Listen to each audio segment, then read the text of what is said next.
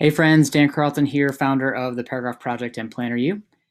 So a couple days ago, I got some oral surgery done. Today it might sound like I have some rocks in my mouth. It's actually a couple dozen stitches, but I didn't want to let that stop me from sharing a framework that I've been working with that I thought might be helpful. It's actually relevant to the story. So when I went to my initial consultation for my oral surgery, the nurse sat down with me, talked about the procedure, some of the options, and they brought up this idea of nitrous oxide. And when she was selling it to me, she was essentially talking about all of the positive attributes of it, that it would make time go by faster, it would reduce nervousness or anxiety and that sort of thing. And I decided at the time, no, I don't need it. I'm not going to pay the extra $250 to do that.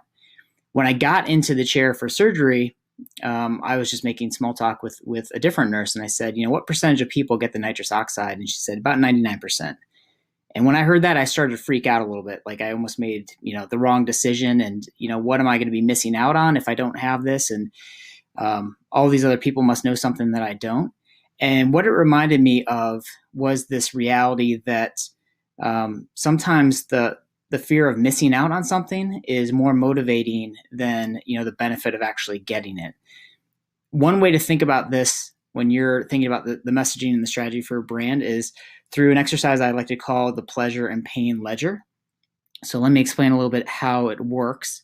So it's really simple. It's essentially taking the product or service that you have to offer and getting very specific about, what are the pleasurable benefits that it provides. So let's say you sell, a tool or a piece of software or something like that. And what it does is it provides some speed. Hold on one second. There we go.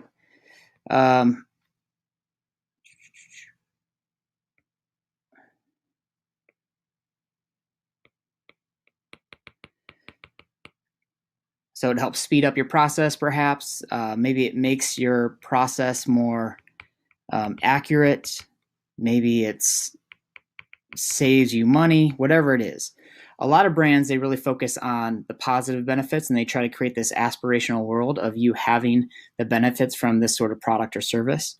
But what you also need to do is you need to start thinking about some of the consequences of not moving forward with that product, right? So how would you articulate the pain that's associated by moving more slowly or not having accurate results or spending more money than you should? What are some of the ripple effects that take place? So really digging deep and figuring out what are the costs or the consequences of not moving forward with your product or service, because there is a lot of leverage that comes through these sorts of things that I think a lot of marketers are afraid to talk about. They want to talk about all the great and wonderful things their product does, but they shy away from talking about some of the consequences of not using the product. To have a well-rounded message, I feel like you need to have both points covered, maybe at different points of time in the purchase process, but you need to get really articulate about what people are going to be missing out on if they don't take advantage of what you have to offer.